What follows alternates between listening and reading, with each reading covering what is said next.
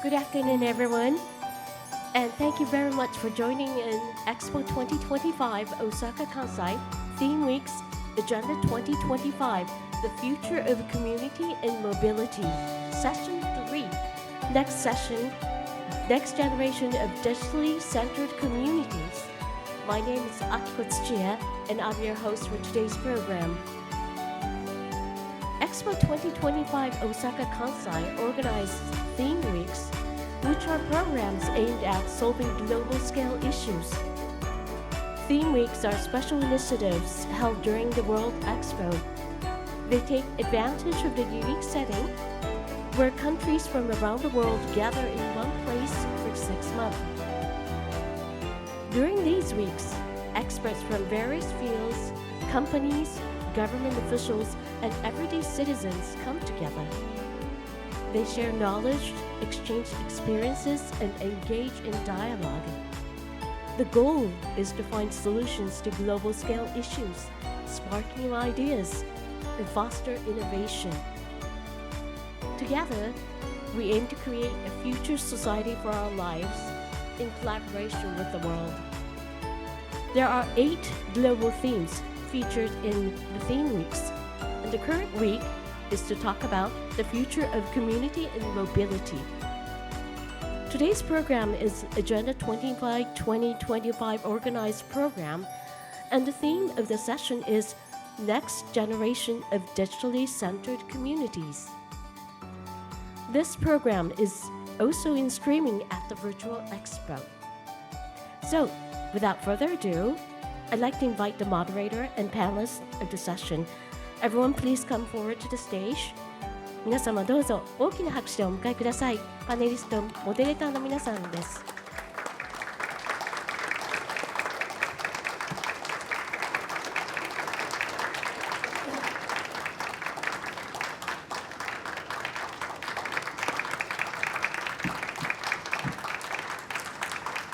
Welcome, and here are today's speakers. First of all, I'd like to introduce Mr. Masashi Kawashima, Niantic Incorporated Games and Publishing Vice President.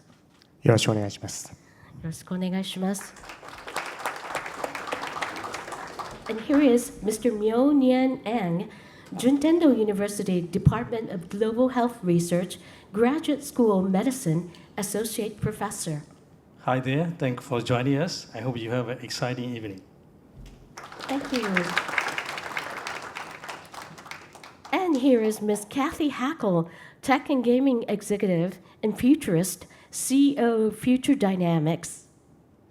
Hello, everyone. I'm excited to be here. It's actually my first time in Japan, so. Welcome. And here is Mr. Ayumu Matsuyama, X-Corp Japan Representative Director.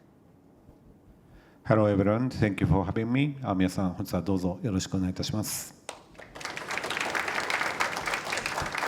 And as a moderator, Mr. Yoichiro Miyake, the University of Tokyo Project Professor at Square Enix, Lead AI Researcher. よろしくお願いします。よろしくお願いします。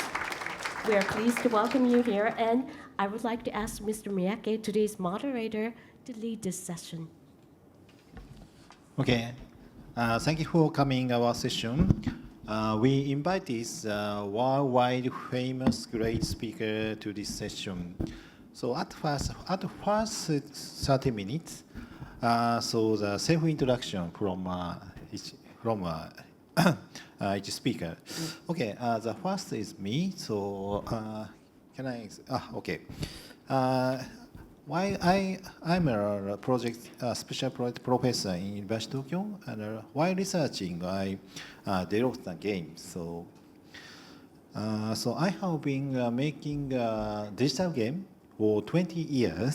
So such a kind of AAA title game such as Final Fantasy or Kingdom Hearts. So that is my lineup of games and my author books. And I will show some example of digital games, so such as like this. So this is Final Fantasy 15. So there's many characters driven by AI. that character is called agent, AI agent. That is an autonomous agent which moves automatically and autonomous. And this is a field of digital world, such as this is a world in Final Fantasy 15. So that is a very realistic world in digital world. So now we can use very photorealistic 3D world in games. But that world is not for games, but also the all digital service can use such kind of 3D world. Okay, and that is AI demo in Final Fantasy 14. So this is AI characters. AI's characters recognize a world in games, such a complex world, and they can recognize terrains and can find a path by itself. That is an AI function. And in digital games, in digital worlds, AI consists of three kinds of AI, such as character AI, meta AI, spatial AI. For example, character AI is this kind of, for example, this green lit characters driven by AIs. Inside this character is such kind of graph-based AI system. And spatial AI is analyzing terrains in the world of the terrain. For the terrain, for example, in this case, this is a player character. Others is AI agents. They can recognize the terrain and the environments and can run before in front of these players. Such as. Okay. Last is meta AI. Meta AI is like a God AI. God AI controls the game, whole games, by analyzing the user's actions or user's logs. So, for example, that's one kind of the case. In these systems, meta AIs analyze the user log to detect the user's intensities on times. For example, in these areas, the player is not excited, but in these regions, the user's intensity high. So, in that case, so the meta AI released many monsters in these areas, such as low intensities. That is one example of Final Fantasy 15. So meta AI controls all characters to make a dramatic scene in games. Okay, that is my work. So there's many AIs to support user experience in game. Okay, that's all. Thank you. Okay, next is Kawashima-san. So just please begin the self-introduction. Okay. Okay, hi there. It's a so honor to be invited to Osaka Expo. Thank you so much. And my name is Masashi Kawashima from Niantic. Let me briefly introduce myself. I was born in Japan and moved to the United States in 2000 and joined to the Google in 2007 and joined to Niantic in 2013, where I took care of several games, including launching the Pokemon Go project. And recently, we sold our game project, game kind of business to the Scopely, and launched a new company called Niantic Spatial, which focuses on geospatial AI to understand the world better and deeper. At my previous job at Google, I worked as a designer and the first Japanese person to work on designing Google Doodle. Niantic might be known as the creator of Pokemon Go. So let me share the video. Pokemon Go. So for the first time with this game, Pokemon are going to roam free in the real world. Pokemon Go. Pokemon Go. It's a viral phenomenon. Become an international sensation. It's already soared to the top of the download charts. What are you doing tonight? We're out catching Pokemon. Catch some. Catch them all. Catch them all. Catch some more. I think it's a good way to get out. I gotta walk a kilometer. 40 kilómetros. 3,000 steps. 916 kilometers. Walk. Oh, Pokemon. Pokemon. Go for it. Charmander, Bulbasaur, Squirtle. Tyler, we finally got one. Oh, I got him. Here we go. You guys ready? And... No. One. No.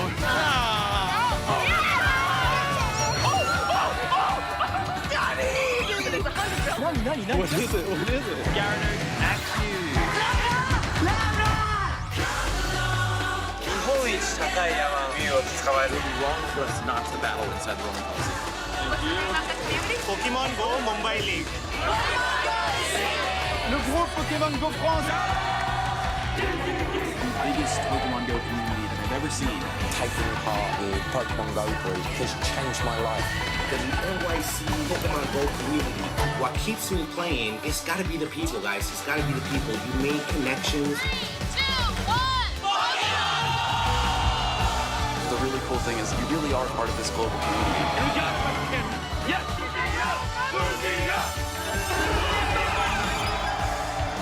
So much new coming to the game. Pokemon Go has brought adventure to my life. Pokemon Go increased champion Pogo King. I think all of us have always wanted to be a Pokemon master. It's the fact of getting together. Look at all of the individuals that come here for one reason, right? And that's to play Pokemon. Even when we can't speak the same language, we speak the same Pokemon language.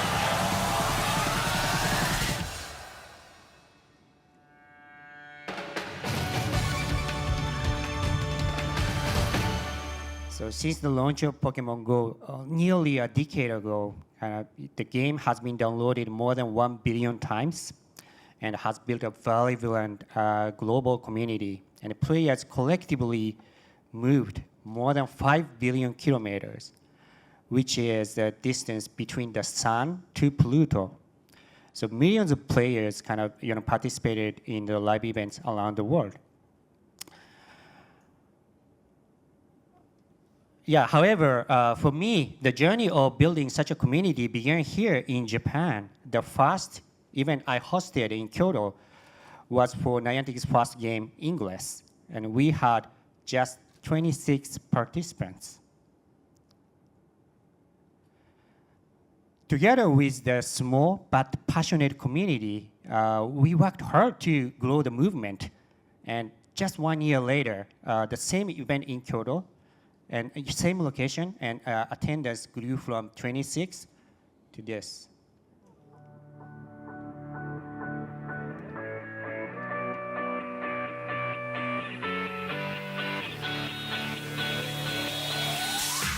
今日は戦いなんですけど、ネイルはクロスファクションで。今日は勝ちたいです。日本中をまた沈めちゃうんで。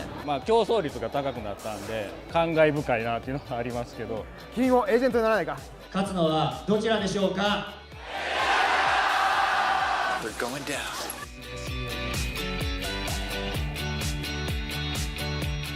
青の海で沈みました。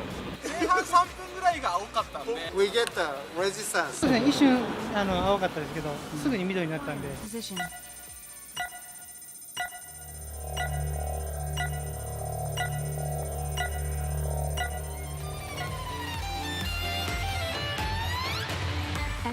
京都はイングレスのために1200年いや千数百年かけて作られてきた。京都制御したのは The Enlightened. 本当に嬉しいで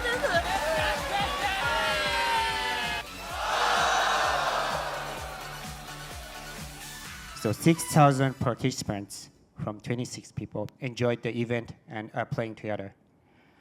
At a single event, I received a variety of handmade swag and biocards from players. Some even created custom biocards just for me. And I was always kind of impressed and amazed by the incredible creativity of the community.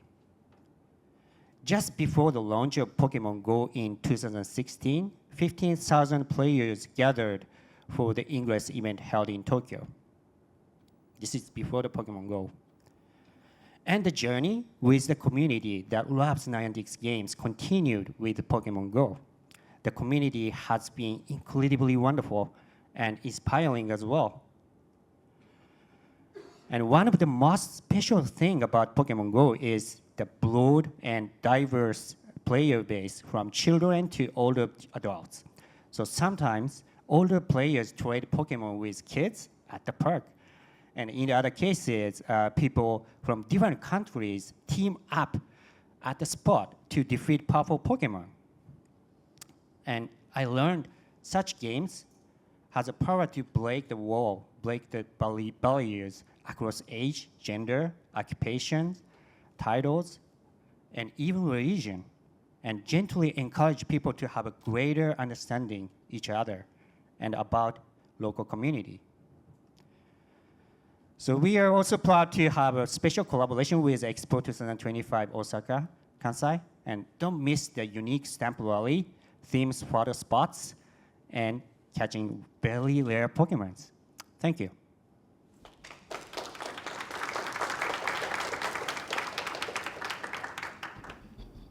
Okay, thank you for good presentation. Okay, next is Professor Myo, please. Thank you very much. Good afternoon, ladies and gentlemen. It is great to be here with the global experts to discuss the next generation of digitally centered community. And my name is Myo, Associate Professor of Global Health at Juntano University. This is the picture of Juntano University, which is older than 180 years and one of the oldest medical schools in Tokyo. So to introduce about me, the longest thing I have ever been doing in my life is a professor teaching global health to graduate students, and I'm a medical doctor. And actively, I do another thing is advocating and implementing healthy aging as a researcher. And recently, it's very exciting. So it is, I became a researcher to advocate and empower digital inclusion. So, and then whenever I have a chance to go several countries as advisor for long-term care and healthy aging, I observe and see the vaccinated, the community-based social innovation. So it is very important, I think, to nurture the multidisciplinary and new generation and to become researchers in this field. And currently in our world, the majority of the population are younger generation. However, there is an increasing number and also increasing proportion of the people over 65. That is, many countries became aging country and super aging countries. So one of the examples is in Japan, where 1 out of 3% is over 65. So at the time, many governments and cities, city governments, all are thinking about digitization as a priority because they want to deliver the social services at the fingertips. That will be our futures. So then, at this moment, when we look at the people across the world, in many countries, such as the rural area, uneducated, poor person, minority, and the immigrants, such kind of, and for example, countries like Laos, Cambodia, in rural area, mountainous area, they don't have enough access to the mobile internet coverage. That is called access, the lack of the access. And in some countries, the smartphone is very expensive, such as the Sri Lanka. But the story in Japan is different. Everyone has smartphone, and every smartphone has internet. Just the older person who are considerable 1/3 of the population, half of them do not know how to use the internet. It was in 2022, that situation. So when we deliver the social services through the internet, health promotion, healthy aging, health information, they are at the risk of being left behind. So that's the reason why we need to address access equity and usage equity to ensure that everyone is participating in the health promotion, in the social participation to maintain the quality of the life. Therefore, it is very important to eliminate these digital gaps. And I and a group of the researchers from 13 university institutes from 6 countries. They basically study in Japan, Republic of Korea, Singapore, and Thailand.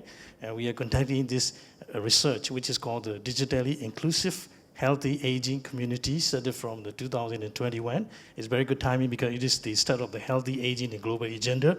So we are joined by a researcher in India 2024 and Malaysia 2025 this year, and Vietnam. So, and to share these findings, so I was invited to international conferences and UN entity, important supranational meeting. And I think this is the 13th times of the continuous talking, and this is now the export. And what we study is like, we want to look at how is the policy pathways about the digitization become realized depending on the culture and communities and individuals, how is their interaction. And we also look at how older person use the digital technology in terms of their whatever they do, say, think. Not only that, they value. So we think that way. And so I was continuously sharing this information. And another thing I'm doing is I'm also organizing the international meeting in Zoom, which is we call the THAC cross-cultural meeting. We are connecting, communicating, and collaborating with multidisciplinary professionals. They're not only health professionals, administratives, the technical experts, IT experts, and people who are expert in economics, robotics, and social scientists, all gathered together in this meeting.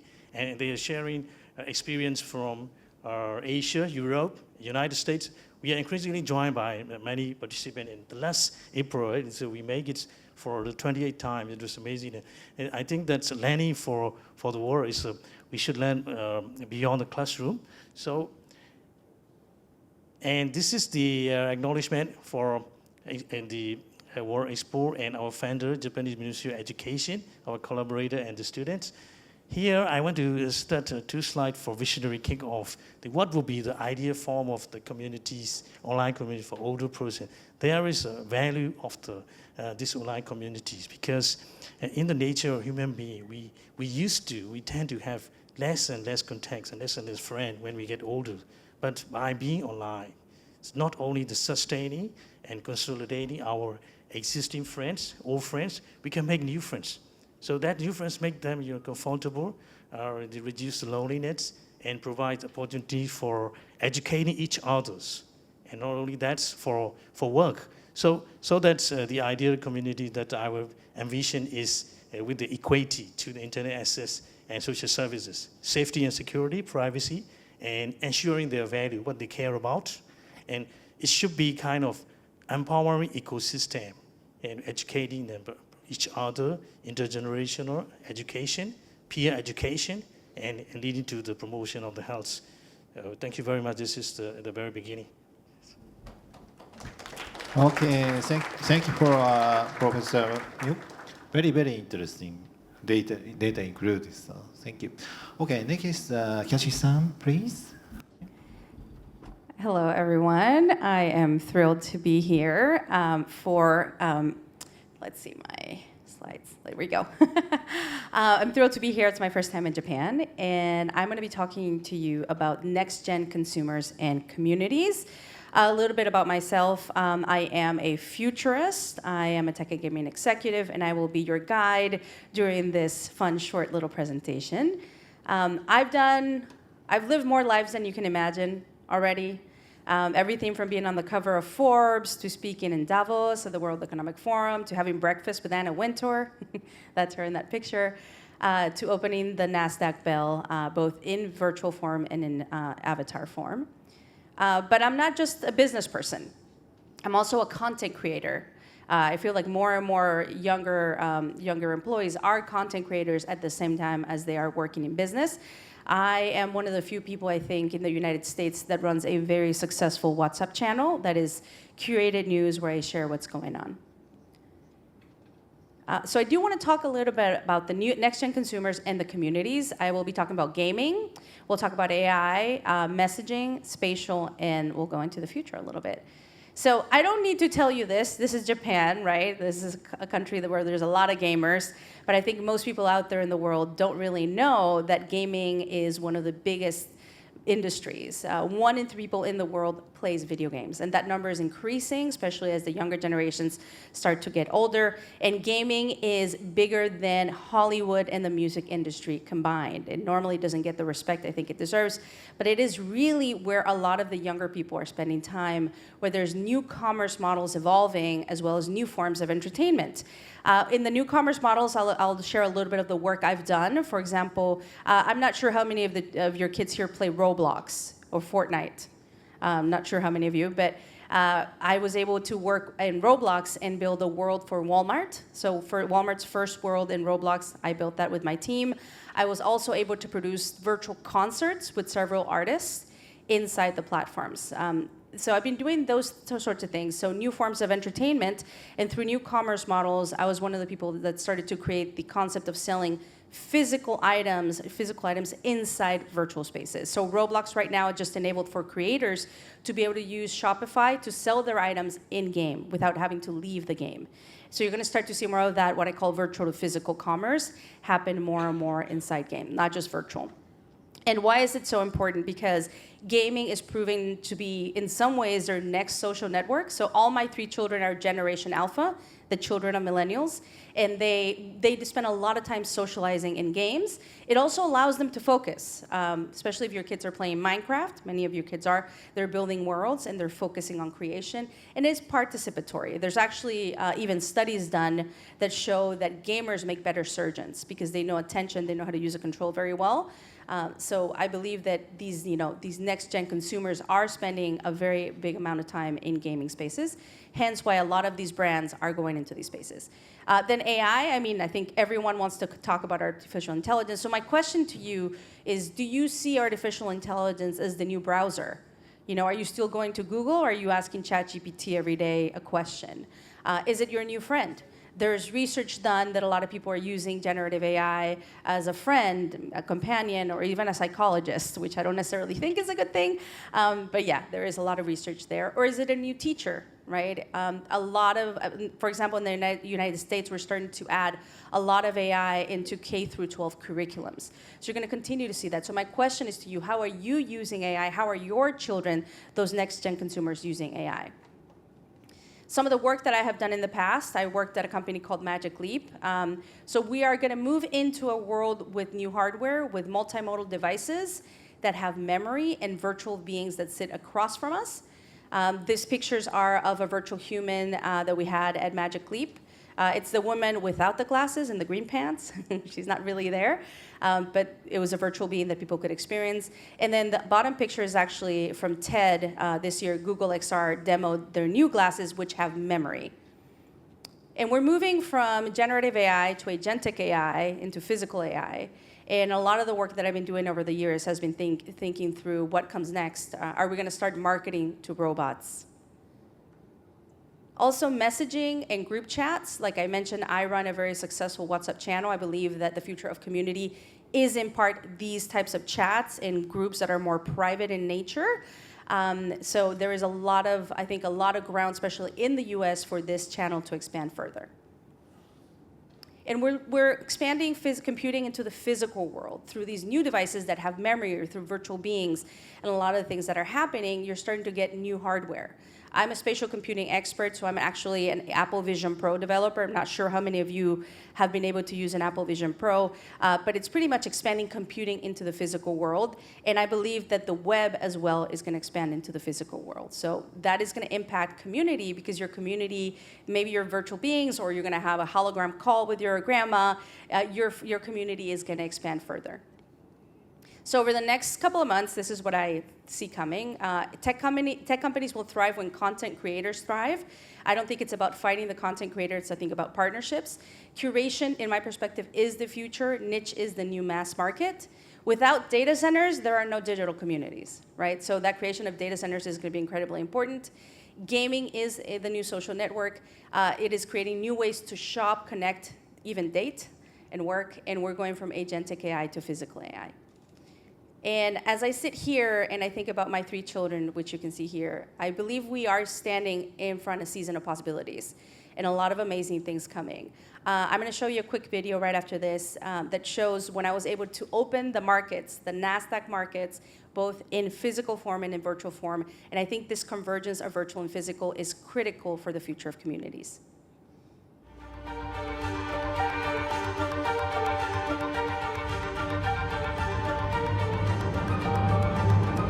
I can't help but feel that there's a creativity renaissance upon us, and what we build matters more than ever. As the co-founder of Journey, I am not the typical face that you see when you think of technology, so that's why it's important for everyone to know that this future is for all of us. In the metaverse, we are all world builders, and this is our time to build. Let's seek not to define the metaverse, but let's build it and create it together.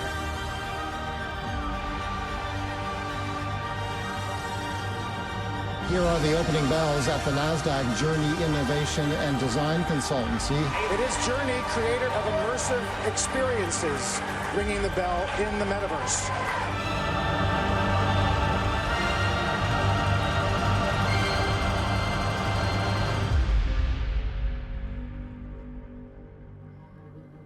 So I was the first human to ever open the markets, both in virtual and physical form.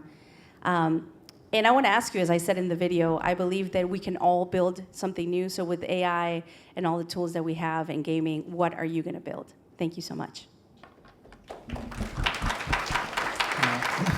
Thank you for Kashi-san. It includes a great insight and the future vision. Thank you. Okay, next, Matsuyama-san. Can I ask you, please? First of all, I'm deeply honored to have this opportunity to join such an important and exciting discussion with you. Thank you so much. And from now on, please allow me to speak in Japanese. じゃあ皆さん、本日はお忙しい中ありがとうございます。簡単に自己紹介をさせていただきたいんですけども、今 X の日本法人の代表をしてます松山と申します。個人の簡単な歴史をご紹介したいんですが、すごく田舎者でして、石川県というところに生まれました。小松市というところです。で、大学から東京に出まして、東京大学の方で、工学部建築学科を卒業しました。その時はすごく建築に興味があって、やはりこう人々のライフスタイルとか、生活空間とかこういったものをデザインすることに非常に興味があったんですけども、いろんなものを学んでいく中でメディアの空間とかメディアのデザインみたいなものも非常にこう人々の、ライフスタイルとか、生活の空間の認識とかこういったものに影響を与えるのが非常に大きな影響力があるなってことを感じまして、メディアのビジネスにも非常に興味を持って、で卒業するときに、就職をするということを考えたときに、広告会社にまず入ってみようと思ってですね、キャリアを広告会社でスタートしました。でちょうど、社会人になった時は1999年でして、非常にこう日本でも、デジタル広告のマーケットが一気に拡大し始めた時でした。で私も非常にこうデジタルマーケティングデジタル広告に非常に魅了されまして、ここで自分のキャリアを作っていこうということで、その後、マイクロソフトの方に、移りました。でそこで8年半ぐらい、キャリアを築いて、当時、ソーシャルメディアが非常に一気に力を、増してた時だったんですが、2014年に、当時のツイッターに移ったというようなことでございます。でツイッターご存知の通り今 X という、ブランドに変わりました。2022年の10月の末に、買収が行われまして、新しい経営陣のもと、大きな、改革が、行われておりますし、今も、我々が目指す新しいソーシャルメディアの世界の構築に向けて、改革だったり開発が今非常に加速しているような状況です。このポストはですね、我々の CEO の、リンダ・カリーノという方がいるんですが、日本に来た時に私たちと一緒に写真を撮ったんですけども、彼女がこのポストをしたらですね、すぐにイーロン・マスクが返信をしてきまして、X Japan Team is excellent というふうに返信が来ました。私が社会人になって一番嬉しかったのはこの瞬間でした。はい。で、これなんでこんなコメントがあったかというと、やはり日本はですね、もう世界で最も X が使われている国でございます。ポストの数も最大ですし、1人当たりの検索数とか、あと利用時間なんかも世界で最大でございます。やはり日本が最も世界で X が使われている国であるということが言えるかと思います。あとは非常におかげさまでビジネスの状況も堅調だったということで、あのようなポストにつながったのかなというふうに考えております。非常に今日本市場の重要性というのは X の中でも非常に高まってますので、一つ大きな改革の成果として日本に開発チームを作るということになりまして、今日本のオフィスにも開発者が勤務をしております。日本のユーザー、世界で最もX を使っている日本のユーザーの言うことを聞いて、ニーズを聞いてプロダクトを作っていけば、それは必ずや他の国でも非常に喜ばれるに違いないというふうに考えておりますので、日本からもどんどん新しい機能を輸出していきたいというふうに考えております。コミュニティという観点でお話をしていきますと、 X の目指す姿というのはグローバルタウンスクエアの構築を目指していきたいと思っております。これは誰もがさまざまな多様な価値観や考え方を持った人たちが一堂に集まれるグローバルなタウンスクエア、街の広場のような場所です。そこでさまざまな考え方、知恵や経験、こういったものが交換される、エクスチェンジされる、またビジネスの機会もエクスチェンジされる、またいろんなその他の出会いの機会だったり、こういったものがエクスチェンジされる、こういった場所を目指してプロダクトを開発しております。でその構築、グローバルタウンスクエアを作っていくために一番重要な信念といいますか考え方がやはり言論の自由だということになると思っております。誰もが言いたいことが言える場所、また参加者の本音だったり本当の気持ちが聞ける場所、こういった場所というのが非常に重要であると。でそういう場所だからこそ真の意味で有益な情報が集まるグローバルタウンスクエアにつながっていくというふうに考えております。なかなかいろんな制約の中で言いたいことも言えない、そんな世の中、ポイズンみたいなそんな歌は過去ありましたけども、そういう状況の中でもやはりみんなが自由に言える場所っていうのをしっかりと守り推進していきたいというふうに考えております。我々が目指すものはエブリシングアップでございます。単なるソーシャルメディアの枠を超えて AI とか、X マネーというような金融のサービスとか、あと動画の機能とか、こういったものをどんどん強化してよりサービスを高度化していきたいというふうに考えております。そんな中で我々が最も力を入れている領域が AI の開発になっておりまして、我々の兄弟会社である XAI という会社ができております。この XAI が GROK という AI を作ってまして、X のサービスに今どんどんこの GROK が取り入れられております。いろんなタイムラインのランキングアルゴリズム、これをよりレレバントなものにしていこうということで生かされていたり、いろんなところで今後サービスの中に入ってくる予定になっております。いくつかちょっとデモなんかもあるんですけども、ちょっと後でまたいろんな質疑の中でご覧いただければというふうに考えております。以上簡単なご紹介でございました。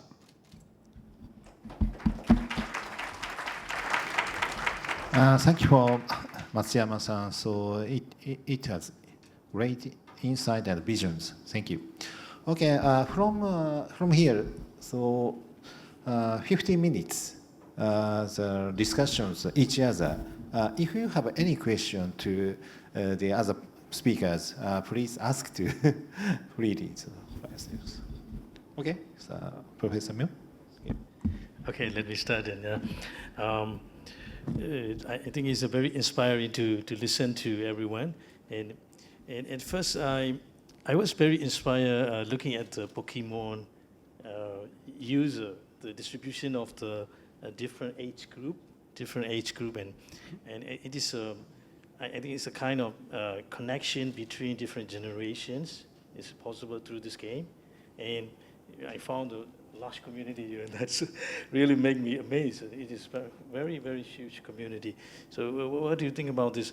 How, why the different generation, not only the young generation, the older generation also joined the Pokemon game, and what kind of benefits impact on them and their relation? One factor, I think, when it comes to the Pokemon Go, actually, the older people was watching that their son, their daughters, they're playing the Pokemon, but they didn't care. They didn't want to know about Pokemon at the time. But after growing up, they got a grandson and grandchildren, and they started to play Pokemon Go and want to play Pokemon Go together. And then they remember that, okay, Pokemon has a 20 years of history, and probably this is a time to start knowing about Pokemon a little bit, and and they start also the timing of the technology delivered to them was the perfect because the smartphone is getting more popular, and they are easily to get it and started to use, and they installed the app. And probably Pokemon Go was the first game for them to they play, and the timing was perfect. And also they were thinking about want to be a little bit more healthy, by maybe looking for some opportunities to, or some trigger nudges them to get outside or walk more, So Pokemon Go just helped them to do that, and also study some conversations, communications with their, grandchildren. There is, the one parents came to me at the event and said, Pokemon Go is the only way to communicate with my daughter. And it's they're really, they're making a great way to, communicate over the ages, the generations. So it's great to see that. Yeah. Okay. Yes. I have a question for Mio.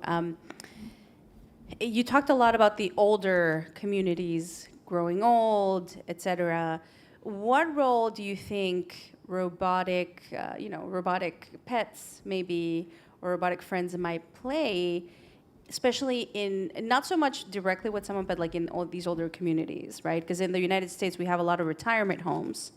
Where there's a lot of older people coming together, they build community there, right? It might not be a digital community, but there are digital elements here and there, right? But what is the role of, you showed me, for example, Paro, the robot, but what is the role of these robot, let's say, pets in the community of older people? That's a very good question. Yeah. So it's amazing. I mean, the connection between virtual and real community. Not only through the online apps and games, I think robots, they play a good role. And I feel like Japan is a country which is very friendly to robots. And in many movies, people think the robots are scary and the kind of Terminator. No, in Japan, I feel like people think they are like such a cute robot is they are family members. Yeah, and I have a friend, a professor, who make a robot called Paro. Paro has been well known for, I think, over the decades, and it has been proven as the therapy in the United States, FDA, and many of the people who has the poor cognitive ability and even dementia patients are having this Paro, and it is the seal. It's looking not a dog or not the cat. You got to make it's a It can react the feeling of the user. That was very amazing. The feeling. Now we have in Japan we have more robots such as Evo from Sony, and I heard that if you need the long-term care in case of the social care and mental care, the Paro is now going to be subsidized by the long-term care needs. So which is amazing, and it is a kind of companion digital companion, AI companion for the older person, I think. Okay, my question to Matsuyama-san. So you mentioned Global Town Square.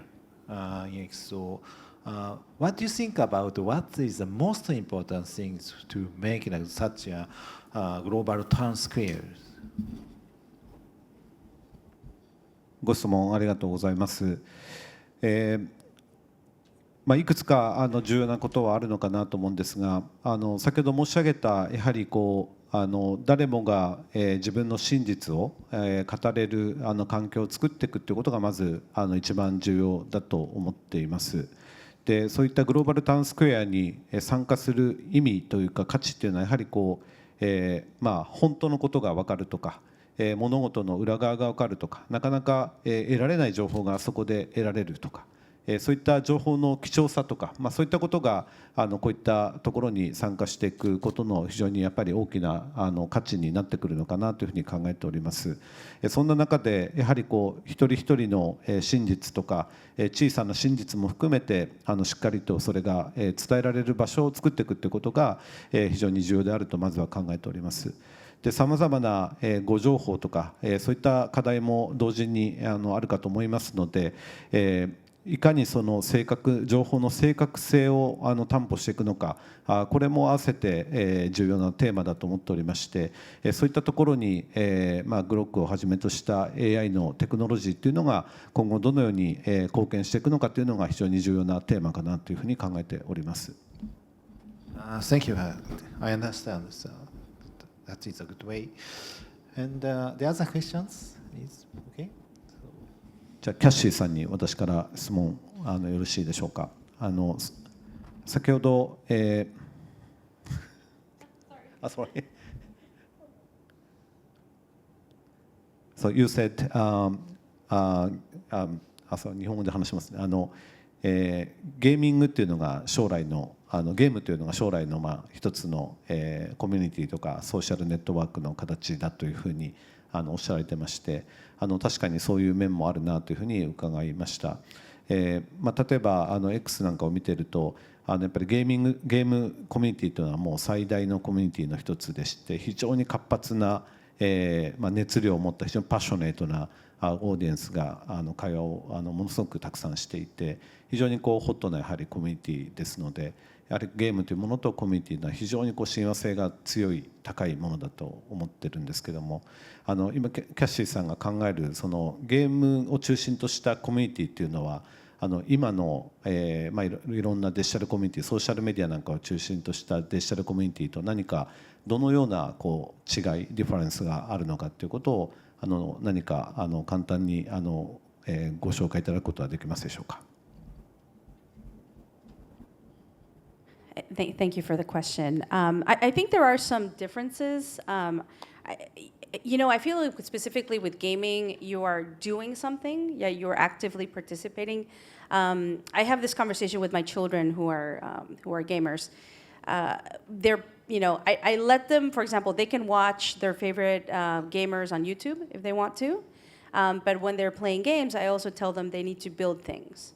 So I divide for them time between build and play. So I think for the younger generation, I think the difference is that maybe the older users of X or other platforms see sometimes their physical life separate from their virtual life. And I think for the younger generation, there is no distinction, right? What happens in the virtual world is equally as important, right? And I always say this, during the pandemic, my son went to his first concert. And you ask, how? No one was going to concerts, right? He saw Lil Nas X in Roblox. And he will say, that was my first concert. So for him, it is real. Just because it happens in the virtual space does not make it less real. And I think that is a differentiation maybe for certain generations. So I feel from a community standpoint, the younger kids it's very much a fluid state. They don't say like, I'm in the physical world, I'm in the virtual world. No, I'm just flowing in between with my friends.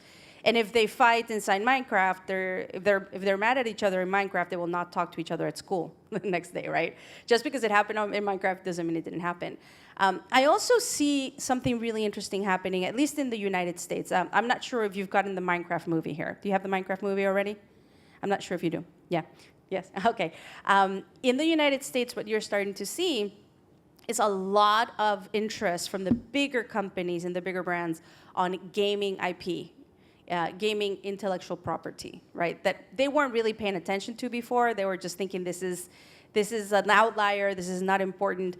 What you're starting to see is that the top-rated TV shows, like The Last of Us, or the top-rated movies, like the Minecraft movie, which just broke records in the United States, are all gaming IP, right? So people are starting to understand that this is not a fad, this is not going anywhere, this is how people connect in these new communities, right? So I think there is a little bit of difference. There is that flow, I think, for communication or like things like that. They will go to X, and especially if there's esports or something happening, right? There's this constant communication about activities that are happening, or whether it's Pokemon Go, right? But I think there, especially for the younger generation, for Gen Alpha. So Gen Alpha are children born in 2010 and being born till the end of last year. They're very much, gaming and virtual spaces are equally important to them. One thing to mention, because I don't know how this is going to go, Generation Beta. So you might be wrapping your head around Gen Alpha. There's already Generation Beta. They started being born January 1st of this year. And no, I mean, they're babies. They're in diapers, so no one knows anything about them, to be honest. But I wonder how community, right, how gaming, how all these things are going to be for them, because they're growing up in a world where we have Grok, where we have ChatGPT, where we have AI even stronger than my kids. So I'm curious to see how that changes community as well. Yeah, thank you so much for the clarification and the explanation. By the way, your child is same age with my children. Yeah, we all work for Roblox or Fortnite then. All our money goes there.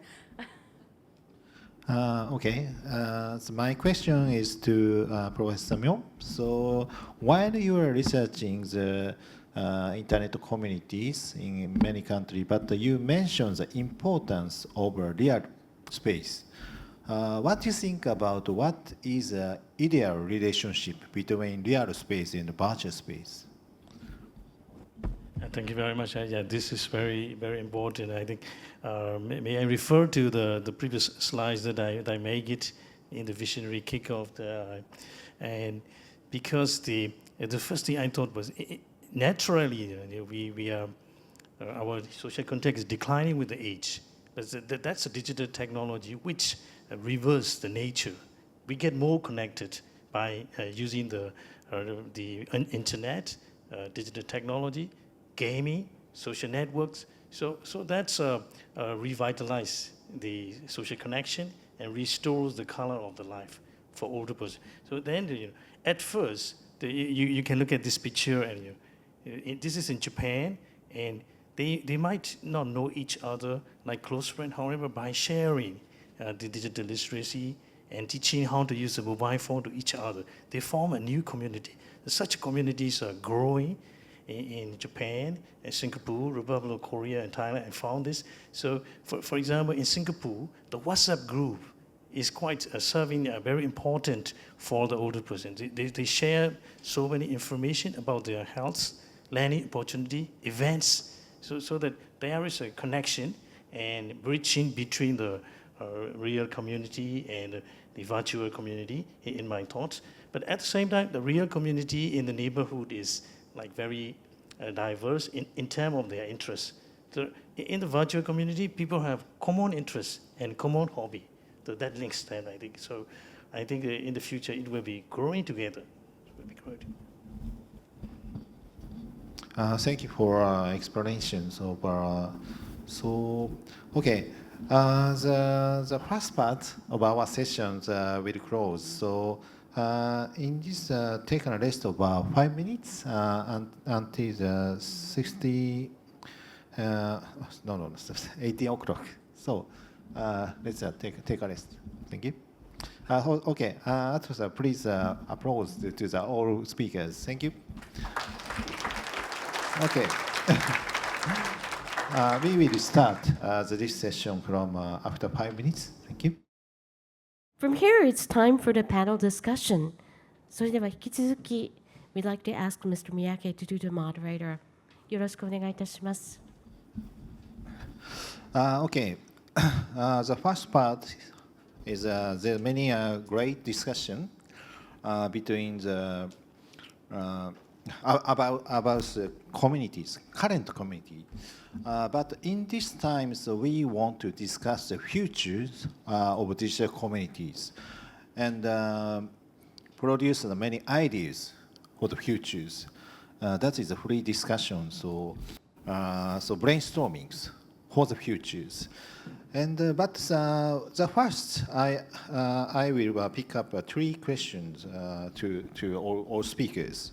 Okay. Okay. First, what really motivate people to participate in the community? So that is a participation. And next is what role will online community play in solving social issues? There's now many social issues. So how the online communities solve that's more problem. And the last question is it possible that a new type of the community will emerge? So now is some type of the communities online. So but is in the future, for example, Matsuyama-san mentions AI role for the futures. Maybe I think the AI, including AI role or AI discussions, it will make the new type of community, I think. But I don't know what is how is new. So, okay, okay, that is a question. Okay, at first I want to ask the Matsuyama-san. So, in the media, so social community divide is caused by SNS. So, but maybe that is not to the SNS. So, how that is resolved by SNS? What do you think about? ありがとうございます。非常に重要なテーマだと思います。もしよろしければ私の今スライドをちょっと映していただければと思うんですけども、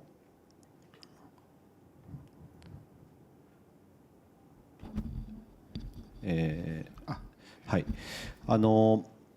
まずソーシャルメディアが社会のそういった分断を生み出しているんではないかというご指摘も今あったかといただいたかと思うんですけども、そういった側面もあるのかもしれません。一つの意見見方として。ただもう一つはやはりソーシャルメディアっていうのは社会の映す鏡っていうのもありますので、社会の状態が反映される場所でもあるというふうに考えております。そういった時にソーシャルメディアがどんな役割を担えるのかということがやはり非常に重要なのかなというふうに考えております。でいくつかちょっと例えばということで例をお見せしたいんですけども、ちょっと先にごめんなさい。まず社会の分断を生み出すその一つの例としてエコーチェンバーとかってことが言われます。でこれはやはり自分の考えと似た人たちだけとソーシャルメディア上でつながっているために起きることです。でまたアルゴリズムもそういった形で働くためにそういったエコーチェンバーが起きるというふうに言われてるんですけども、これは一つの私はソーシャルメディアの大きな進化の歴史の中の一つの現れている課題だと思ってまして、よりソーシャルメディアが進化していくための一つの課題なんだろうというふうに考えております。でソーシャルメディアというのは情報の民主化というところから始まりまして、誰もに全ての人にマイクロフォンを渡して自由に発言ができる場所として生まれたんですけれども、その結果として今こういったエコーチェンバーみたいなことが起きているというふうに理解しています。今それで X のちょっと話になるんですけれども、一つ新しい機能といいますかタイムラインの仕組みが今変わってまして、タイムラインのそのデフォルトといいますかメインの場所がおすすめと呼ばれるところになってまして、ここはいわゆる従来は自分のフォローしている人しかタイムラインに出てこなかったので、より自分の考え方が自分のフォローしている人の中だけで形成されてしまうということが起きてたんだと思うんですけども、今このレコメンデーション、おすすめのところのタイムラインがメインにはなっているので、自分の考えと反対の人のポストもそのポストのエンゲージメントが高ければどんどんここに入ってくることになります。なので自分の考え方と全く違う人の意見というのも頻繁に目にすることが増えてきているので、これは一つのおそらくエコーチェンバーを解消していくきっかけになっていくんではないかと期待はしています。でもう一つ新しい AI の機能として、最近これ実装したんですけども、タイムラインの中に、返信の形でグロックをメンションして、自分の例えば何らかの考え方が間違ってるんじゃないかと、Prove me wrong みたいな、こういうことをグロックに聞くと、グロックが自分の間違いを指摘してくれる、自分を論破してくれると、こういった機能もあったりします。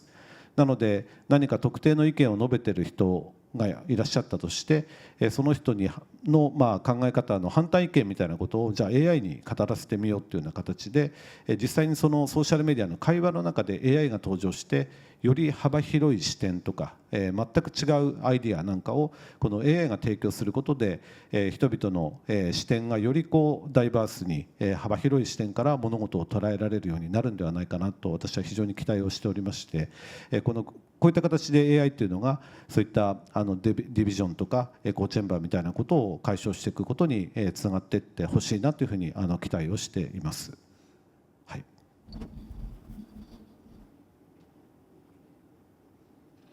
Okay, thank you. So, echo chamber problems has been a very big problem in society, but Matsuyama-san explains that AI will resolve that problem, and by changing the algorithm. So, in many media, AI algorithms control the society's situation. So, but we can change that situation by changing algorithms by humans and AI's power.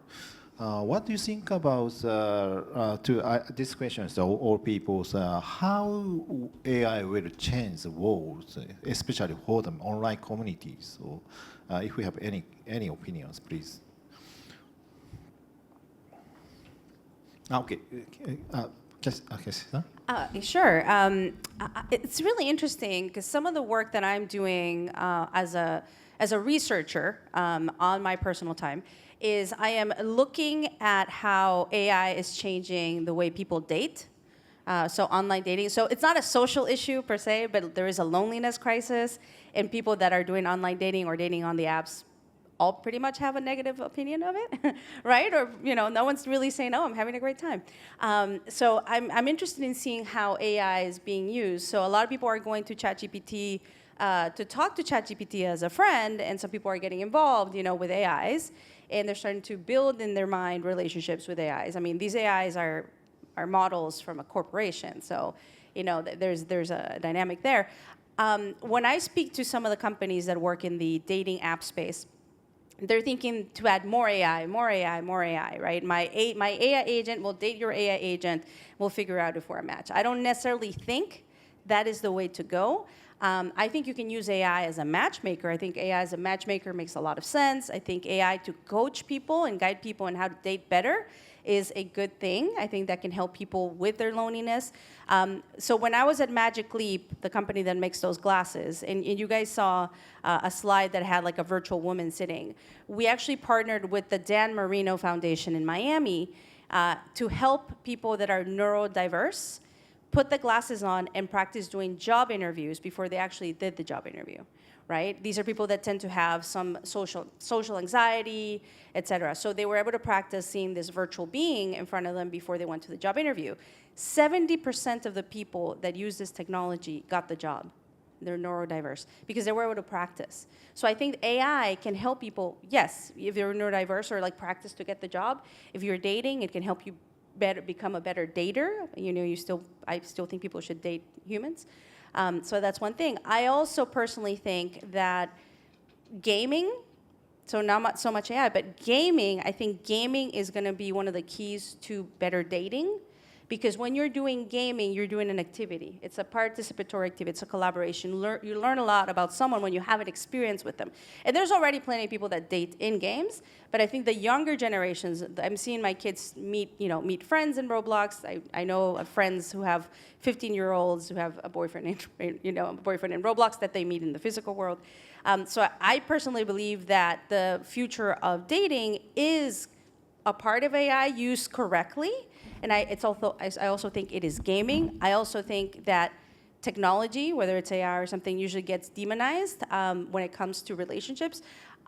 I really personally do believe that you can use technology to make your relationships better, whether you are in a relationship or looking for one. I'm launching something called the Tech Intimacy Scale to help people be better at using technology, because I don't think you can divorce technology from our current relationships, whether it's a dating relationship, whether it's parenting, whether it's at work. Technology is part of what we do. So in a broader way, answering your question. That's great. Yeah, I also think they're not only younger generations. It has a great potential for the older people, like and especially where that the AI. If we are talking about AI, not only usually we think about it's only the virtual space, but I think there's a strong possibility where the AI can be harnessed for the physical the robots or something like that. I had a dinner with a person who I really respect, recently, and he has a father who is 98 years old, and the father is the Go master, the really the very strong and Go, and he had been playing the Go with the tablet so long time, but recently he is 98 years old, so he cannot play the tablet anymore. Then he bought Go robot, which is controlled by AI and physically plays with the robot arms and Go and he sent that to the father, and and 98 years old, his father could start again to play with the AI, the robot Go players, and enjoys every day, and becoming really feeling better, and really they're in a happy they're enjoying the life. So so I think that there is a bunch of way where intersections that AI and physical technologies. So I'm seeing some hope over there. Mr. Mill? Thank you. It's according to the Professor Miyake, and so actually I tried to answer the first what motivates the older persons even now, and I little bit let me discuss more with the AI. So I think that it is the new era of this world, the coming up with the blooming AI for us. I'm sure this is a very important milestone for the productivity. So, but we have some thought about the Masuyama-san also mentioned echo chamber. So the one is the let's think about the current the open chats, and whenever we ask something, we always get according to your preference and your like. So there is very few answer opposite to you. So that was something that makes me think that, so whenever we don't see any opposition, so that might lead us to the poor development in empathy. So that can this be happen or not? And then in the new world, we are different generations are attracted to the different kind of medias. So we don't really know each other, and we are partitioned by the social media and online media itself. So that it has a very possibility of connecting each other and also dividing from each other. It's like, for example, in the past, we sit together in front of the television with the different pages in our mind. However, AI, interacting only with AI can make the people on the same page all the time. So that can lead to the kind of, I don't want to say, but this can be sometimes polarized. And so what I worry is the ageist, because ageism is like racist. It is not acceptable to this world. So that we have to prevent this. And positively, and I listened to Masuyama-san, so it's very impressed with constructing the positive mutuality and solidarity through the algorithm. This is because we need to have a collective spirit and collective action. When we get this collective action, for example, playing together for Pokemon Go, even very simply with this, the collective action is very central to the lifestyle changes, community level health promotion, city level health promotion, and countries, healthy countries. So that I think there is a balance of risk of the ageism, and at the same time, the great possibility of the mutuality and solidarity. And we have to construct through the powers of these tech giants of war experts. So we have to construct this, I think. Okay, thank you. So, Kashi-san mentions AI is a very good interface to the people's now unable to operate the computer system.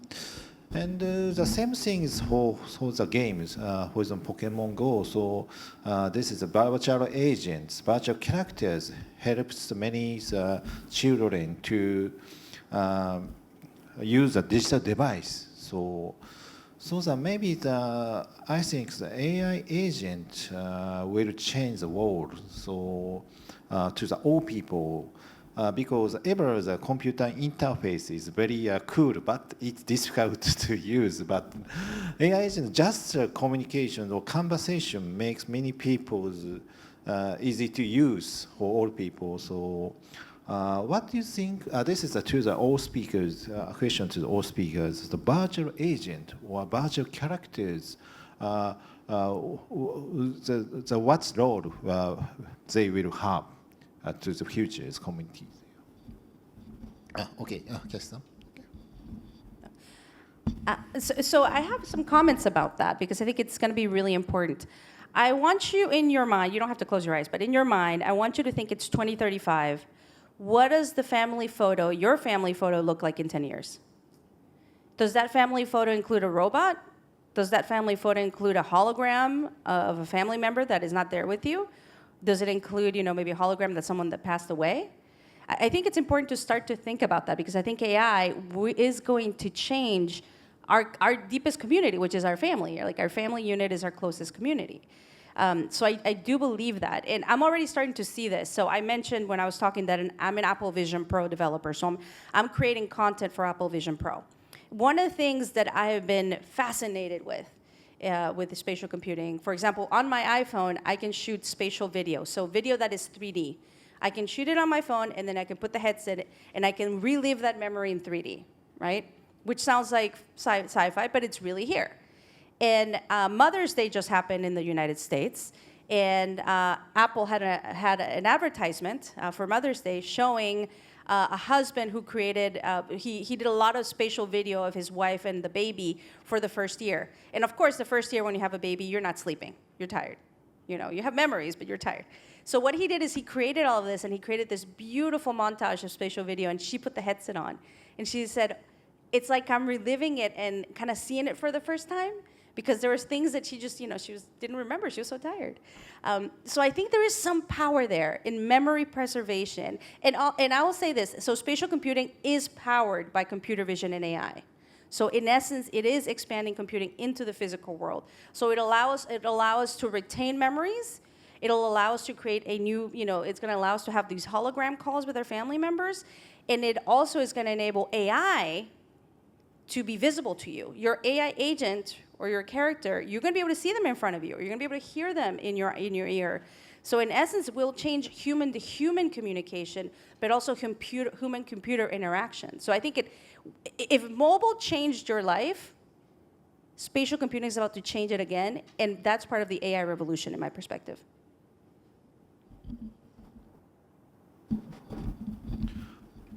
Okay, and okay. Yeah, I'm not sure. Can you display my screen?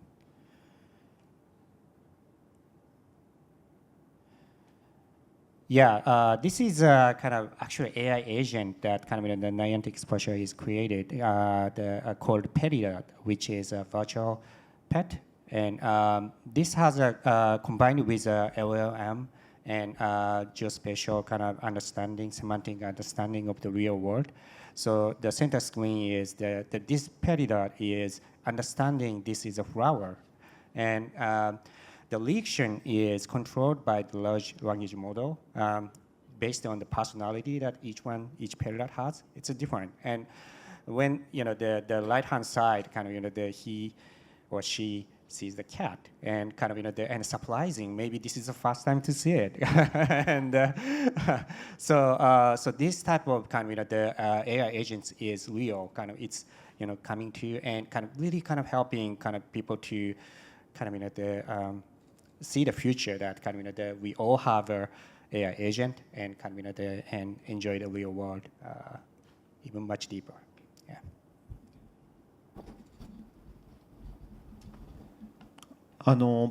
そういった AI がインターフェースの役割をどんどん担っていくとか、AI エージェントみたいな言葉はやはり非常に今盛んに語られていることだと思いますし、よりその役割は大きくなっていくことは本当に確実だとは思います。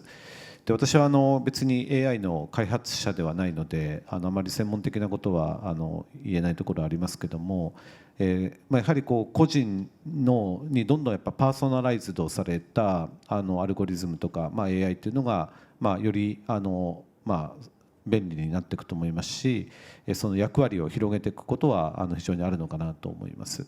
で、その時にどういうパーソナライズをしていくのかみたいなことがやっぱり非常に私は大事なのかなと思ってまして、どうしてもインターネット上のさまざまなコンテンツは非常にアディクティブな方向にパーソナライズのが働いている傾向が強いのかなという感じはしています。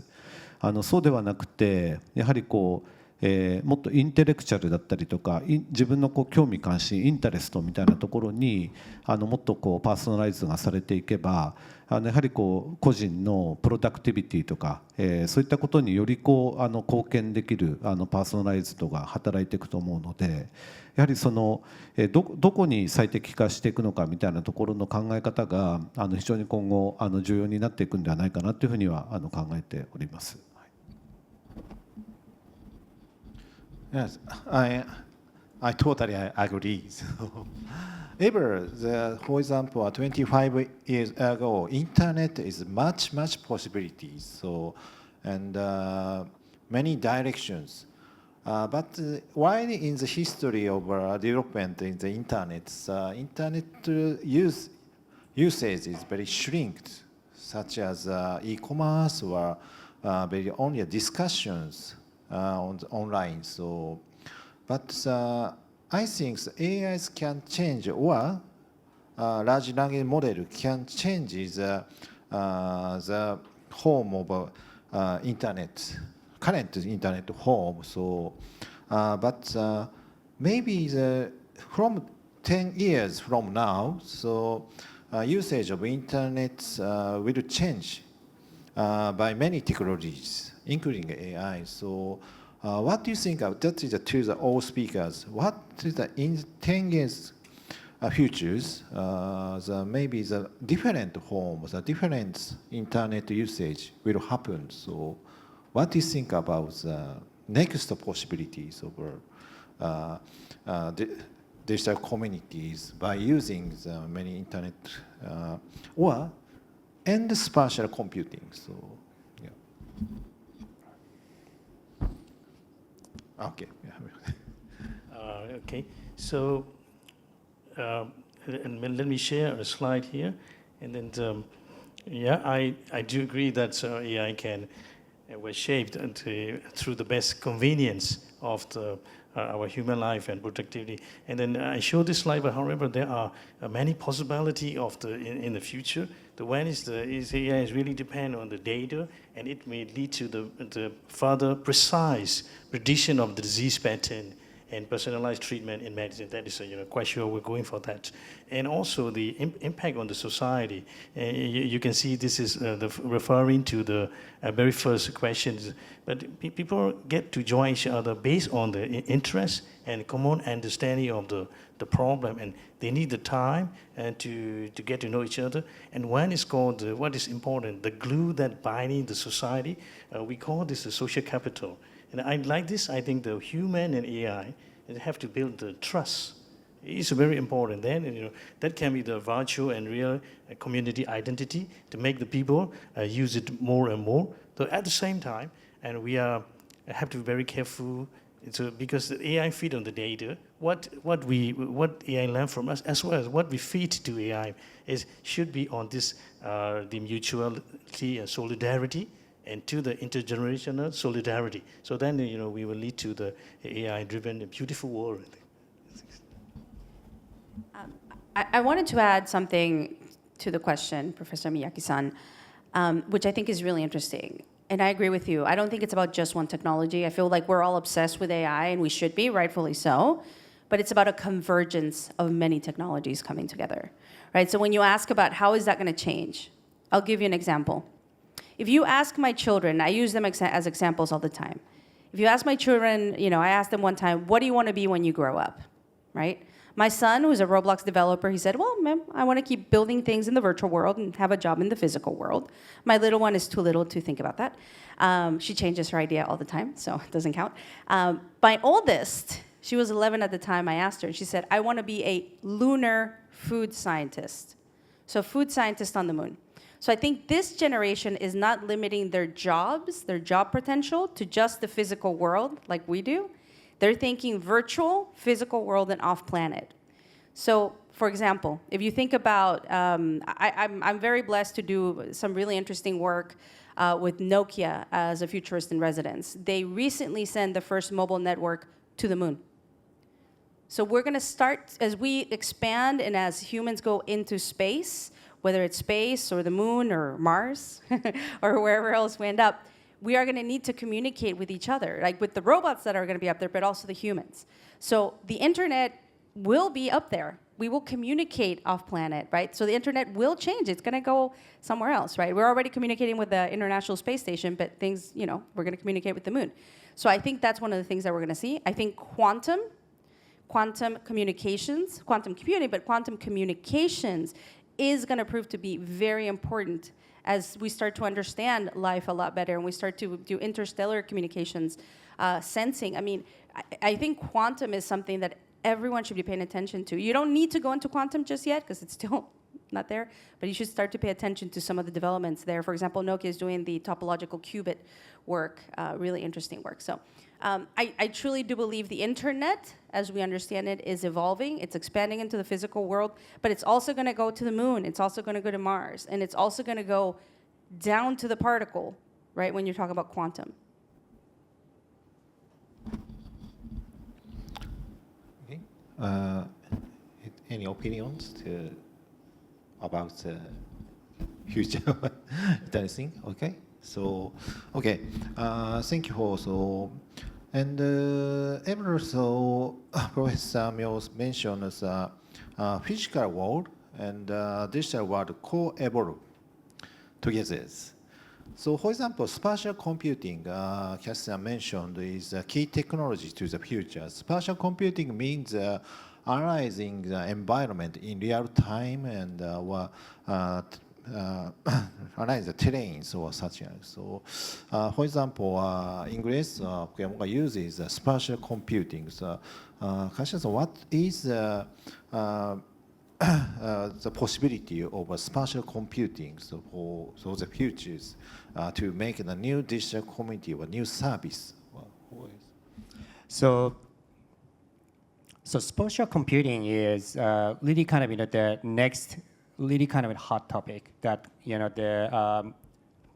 as one of the way to harness AI. So we are we think kind of that we know the world, kind of that we think we are seeing the world and kind of that we understand the world, but kind of that for computers it's not. Kind of computers is still kind of the not able to understand the world as is. Kind of they have a different way to think. They have a different eyes, different sense, and kind of the geospatial AI is kind of helping computer to understand the world really kind of precisely like the human is sensing. So we are kind of trying to build that future that kind of the really kind of, let's say, computing can be everywhere. So now we have a smartphone and connect to the internet from everywhere, but it's kind of the smartphone is very unnatural device. Kind of it's a small. We are kind of look like this, and it's so but in the future, 10 years later, maybe kind of we all wears the smart glasses like this. Kind of I'm wearing the Meta glasses, and kind of the computer recognizes the world well, and you can see the interface everywhere. Actually, Vision Pro already made it happen, but kind of it's too heavy still. But kind of the 10 years later, probably it's a natural, common thing for everybody to kind of just looking at every window surrounding you, and a computer understand the world and show you whatever, like this is a table, and where this come from, and this water, kind of how much CO2 this kind of generated kind of in the past, or the whatever information you can get. So this is atomic bits connected, and yeah, that's the kind of the way we are on. And we'll see that it's going to happen sometime kind of in a few years later. So yeah, that's the possibility of the geospatial AI. Yeah. I agree with all that things. So I playing the English so much time, and.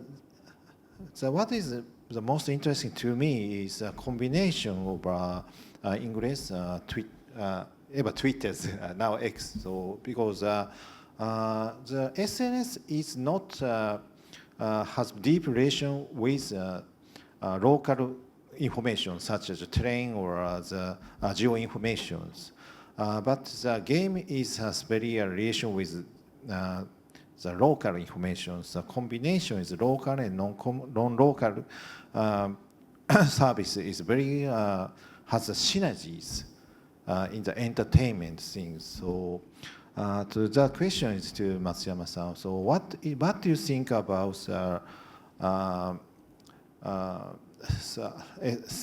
role of SNS and the relations between the SNS and the local informations? Such as the terrain or geo informations. ローカルインフォメーションは本当にX にとっては本当に最も重要なインフォメーションですし、最も貢献できるエリアの情報だというふうに思っています。例えばポケモン GO とかイングレスなんかもそうですけど、やっぱりリアルタイムにどこかの地点の情報みたいなことを共有できるプラットフォームというのはなかなかそんなに多くはなくて、こういったリアルタイム性のあるソーシャルメディアというのが非常に相性が良いと思いますし、よりユーザー間のコミュニケーションとか盛り上げに貢献できるんではないかなというふうに考えております。あとやはりローカルインフォメーションという考え方でいくと、災害時のやはりローカルインフォメーションというのが最も重要なところかなと思いまして、例えばよくユーザーの声でもあるんですけれども、例えば洪水が起きて、道が寸断してて移動ができない、だけどこの道は、通れたみたいな、こういう情報っていうのは、やはり地元のメディアで新聞とかテレビ局であっても拾えないような流度の細かい情報だったりします。でこういったものが共有される場所がやはりこういったソーシャルメディアだったりすると思うので、やはり災害情報のより本当に人々の命を助ける情報という観点でも非常に重要な役割ではないかなというふうに考えております。はい。Thank you. Also, a good comment. The last questions I suppose is possibilities of a new type of communities. So, Kashi-san, you mentioned many components of a community, digital communities in your presentation. So, what can I ask you? Describe your image of a next generation digital community.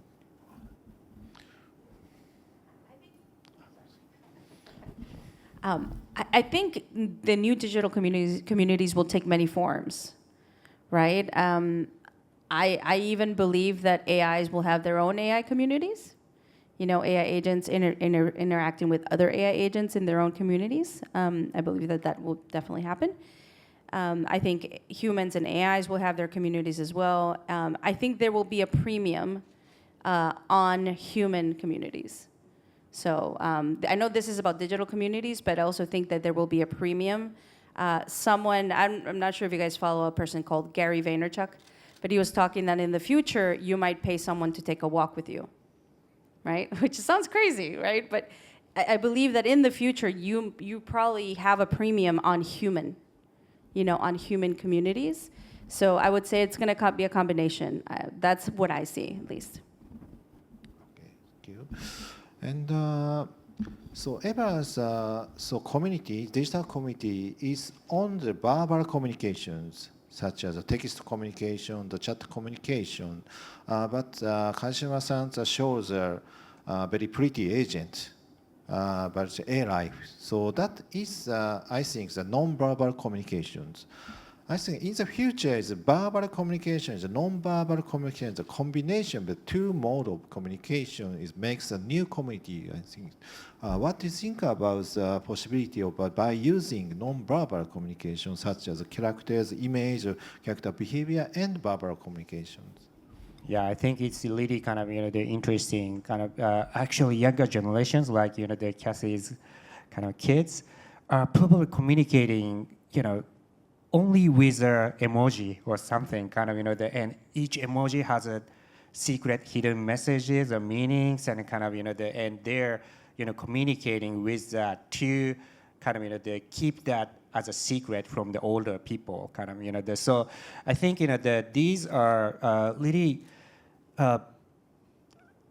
typical kind of the way to emerge the new community or new generations. I think there is very famous third place, right? Kind of the first place is the home, and second place is office or school, and people need a third place, like a kind of local community bar or kind of wherever kind of you can communicate with your friends who you don't have to hide yourself, just kind of communicate. And today it's really kind of getting more difficult to find the third place. So, but at the same time, there is a multiple new way to find that third place, like on the digital, like X, or kind of gaming, kind of the Discord, or kind of and it indicates that kind of we are definitely kind of finding some totally new way of communication, and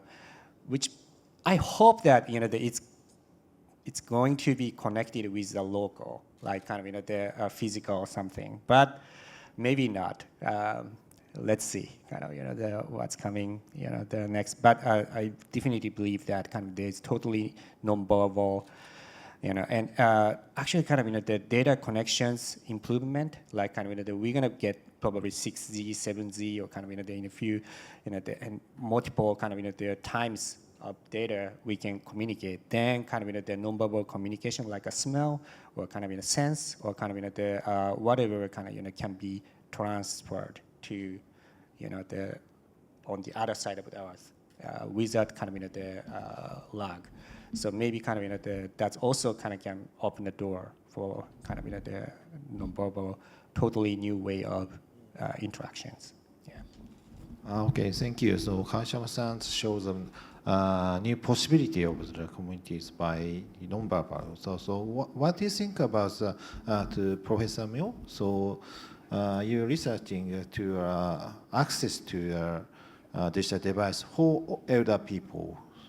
So maybe the nonverbal or characters or agents makes a new way to access the digital device or to the internet for all ages, especially for elder people, the children. What do you think about that? Thank you very much. This is very, very important to address, and I prepared the slides. Let me share the slides. And during the DHEC study, we talked with the older survey also, but we spoken with more than 100 older person in 4 countries, and there are commonly used communication application such as the Line in Japan and Thailand, and another is like WhatsApp in Singapore, and in Korea, Kakao. So, but the culture is we found a little bit different. For the Korean people, it's very convenient for them to speak into the browser, to speak into the chat, and they just if they want to get a caps, they can call it. That will be more trendy in the future. Now Korea is investing in AI. They call AI care call. So the AI is calling to the people who are staying alone. You have taken a medicine, did you check your blood pressure today? But when we listen to the Singaporean, they say that we want to speak to the browser, to the apps. But Singapore have diverse languages, Indian, Malay, Chinese, and many others. But I think this may be possible in Japan. For Japanese people, I feel like in the train, we never see they are speaking to the apps, they types. And emoji is also, I think, very prevalent in Japan. So, but this is very expressive. And sometimes somebody send me a claps or a heart. So that makes more than 100 words a meaning. So I feel like there are some people who are disabled. And so these people are physically disabled will not be left out in the future because of this verbal and non-verbal communication, and the internet, digital technology, and AI mitigate the social isolation. So beyond this is that I believe that Kawashima said he expected. I believe that the new community and delivery of social services are not only digitally centered, digitally integrated. So that if we look at the many delivery of social services from many cities around the world, so they need to know what kind of apps is prevalent in their city. And for example, in Japan, many city office apps is available in Line. Even the laundry is not in the Line. So I think that we are experiencing the global warming and climate change, that there can be storm, surge of the snow.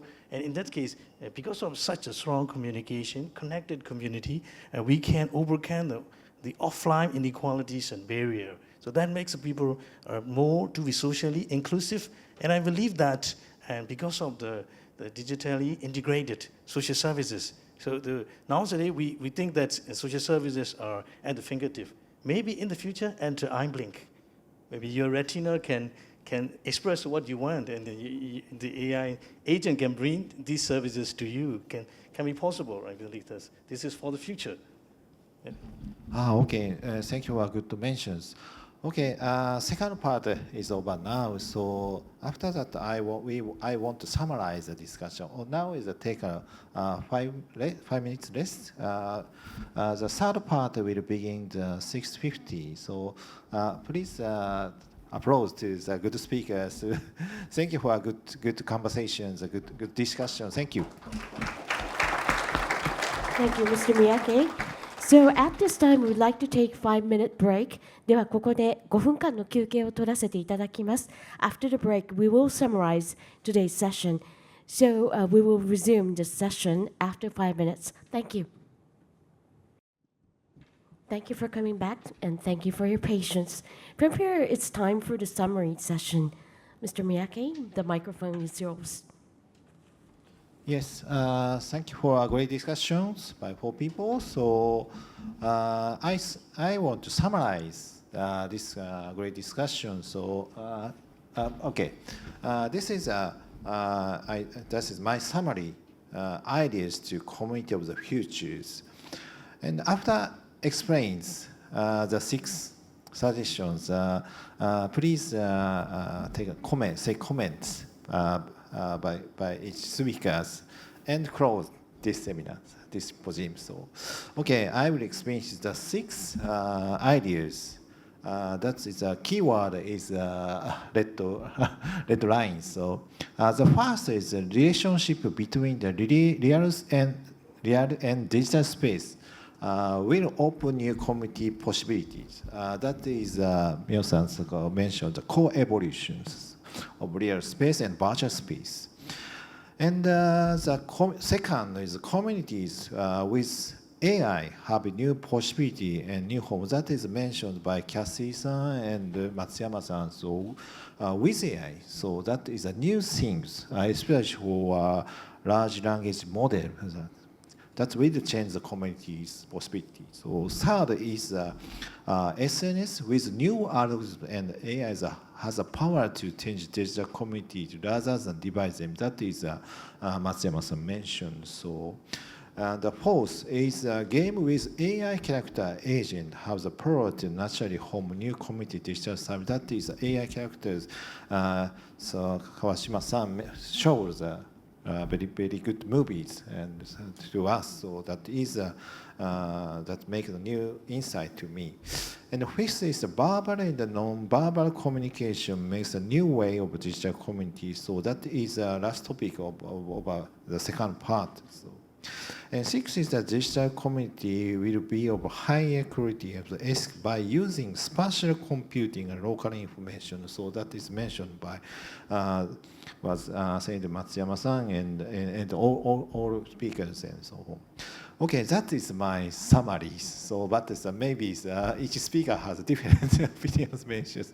Okay, that's the last asking to the speaker. So one by one. So at first, please, Kawashima-san, please say this, your summary of this session to the people. My summary. Okay. From 1 to 6, or only I can pick one? Yeah.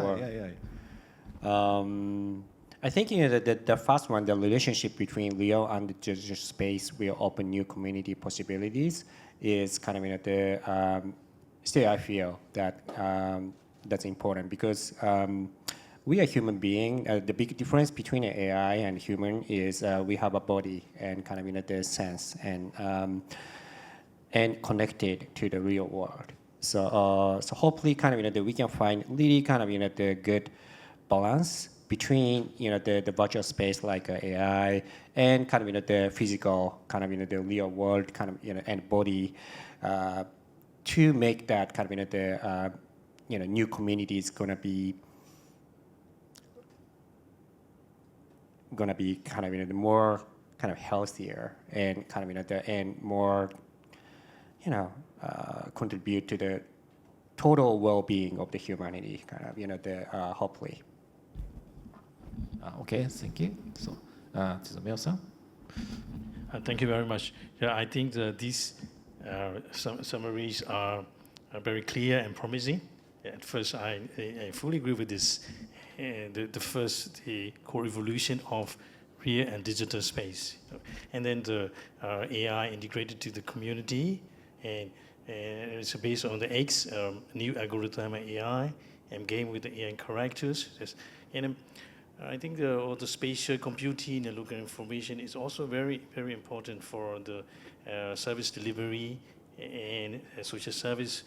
And then the one point I want to add, its complement is the, I'm wondering we are too much optimistic. So the world has always to be a place of safety and privacy. And so that is really, really important. And then with the algorithm, we create the algorithm as well as algorithm will learn how to prevent always there are small or big black sheep. So to prevent the privacy, to maintain the safety, and it just make the world to be healthier and a peaceful world. So that will be my compliment. Thank you very much. Thank you. Kashi-san, please. I think I want to comment on 5, 6, and 1. I'll start with 6. With spatial computing, we're talking about ethics, we're talking about privacy, right? You're going to start to add that digital layer that you see on your phone, you're going to see it in front of you, right? So that's very exciting because from a fashion perspective, you can wear whatever you want, but also the world becomes a canvas, but it also becomes real estate, right? So I want you to think about that.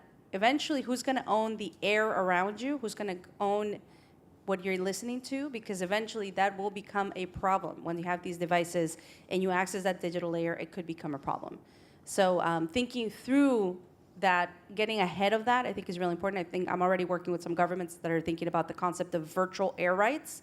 Who owns the air on top of your house? Who owns the air around you? So I want to mention that about number 6. Number 5, it's interesting, we didn't mention brain-computer interfaces and neural interfaces because that is helping people that are nonverbal communicate with us in new ways, right? It's extremely powerful.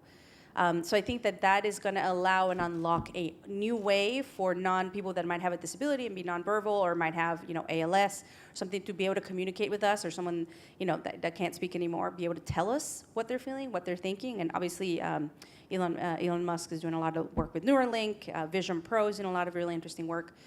So I do believe that there's going to be new interfaces, whether it's brain-computer or neural interfaces that are going to change nonverbal communications. And then number 1, obviously that co-evolution of the physical and the virtual space, that's where I spend most of my time, that's where I do most of my work, right, is that convergence of the physical and virtual. I'm known in tech circles as the godmother of the metaverse, so I believe that we are in this moment where physical and virtual are closer than they've ever been, and they're just going to become closer. When we move away from the phones, right, when I see maybe some of you looking down, eventually when you go heads up, right, when you're heads up and you're seeing everything in front of you, how does that change things? I think that'll change a lot of the way that we engage with each other. And I was making a funny comment when we were taking our break, and I said, I'm working on a startup that is going to create spatial computing dating, right? Dating through spatial computing, because a lot of people are dating in 2D, right? But in reality, you date in 3D. So why don't we date in 3D? I think it's going to change how we engage with others. So yeah, I would say virtual air rights is going to be very important for the ethics. Brain-computer interfaces and neural interfaces will change that nonverbal and verbal communication. And then the co-evolution of virtual and physical spaces is only getting started. Okay, thank you. Please, Matsuya-san. 私の方からじゃあ2番と3番について少しコメントさせていただきたいと思うんですけども、先ほど三宅先生の方からももっと大きな一つの問いかけで、インターネットとしての役割とか、どう今後進化すべきなのかというお話があったときに、やっぱりこの AI のこの爆発的な進化というのが一つ大きなまた役割を広げていく、進化する、そういうタイミングに今来ていると思います。でそんな中で私が一つ思うことは、これは別に答えは一つだけではないと思うので、一つ私の考えとして申し上げるとすれば、やはり人類全体の経験とか意見とか、知識、こういったものがやっぱりインターネットの力で共有することができるわけですし、それをAI がより合理的にそれを助けていくという、そういうことになっていくと思うので、本当により便利なものになっていくということを非常に期待をしていますし、 AI がそういった役割を担っていくということに私はすごく楽観的な意見を持っています。でソーシャルメディアに対してもそれは一緒で、ソーシャルメディアがそこにまた融合していくことで、より情報流通という観点で人々がより知識が豊かになる、また多様な意見を知れる、こういう場所になっていくのかなということを期待をしています。ただその時に一つまた別の考え方として、使う側のマインドとか考え方ということも一つ大きなテーマになっていくのではないかなと思ってまして、先ほど私がアルゴリズムを考える時に、中毒性のあるアディクティブなものっていうのはなかなか良くないんではないかという話をしたと思うんですけれども、何も考えないとアディクティブな方に行ってしまうと思うので、やはりその広い意見とか知識を求めるということは、それはもしかしたら本能と反することになるのかもしれません。なので例えば自分の意見と違うものとか自分のスタンスと違うものを、ソーシャルメディアとか AI でどんどん知るっていうことはもしかしたら自分の本能とは異なる経験、本能が求めていない経験になると思うので、そういったものに対してしっかりそれを受容していくという、そういう考え方とかその寛容性、トロランスみたいなものがより使う側にも求められるような時代になっていくのかなっていうふうには考えております。よく私が自分の社員とか友人によく言ってるのは、ソーシャルメディアでもう自分の考えと正反対の人をやっぱどんどんフォローしてくださいっていうふうに常に言ってます。それはそうすることで自分の世界が広がっていくと思うので、やはり自分の意見と違うものに触れる場所、それをまた受容するということも非常に大事なんではないかなというふうに考えております。Yeah, I think that perspective of is very important when we think about the community.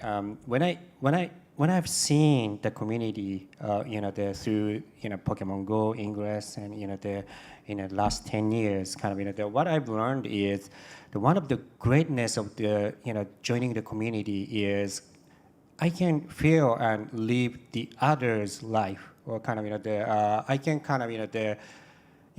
this is my life, but I can feel that I can live somebody else's life, or if I'm a part of community, and it's really, I feel if I'm in, that's the really key essence of the human community. So hopefully, with harnessing AI or whatever, hopefully, we can feel the others, and we can get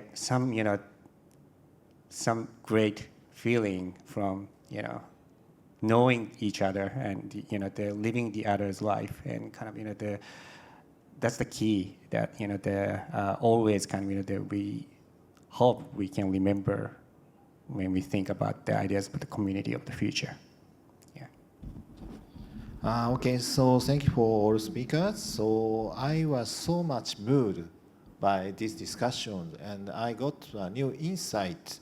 And the information or the summary of this symposium, this is has importance to the future of the community, but also that is the whole society, I think. So maybe I hope that is the same as to the audience and the audience, online audience. Okay, thank you for a good discussion, great discussions. Please applause again to the speakers. Thank you. Thank you very much. Thank you, Mr. Miyake. And all the panelists, Mr. Kawashima, Mr. Miao, Mr. Hackle, Mr. Matsuyama, for truly diverse and meaningful exchange. 皆様、今一度大きな拍手をお送りください。Please make your way down to the stage. 皆様どうぞご講談ください。ありがとうございました。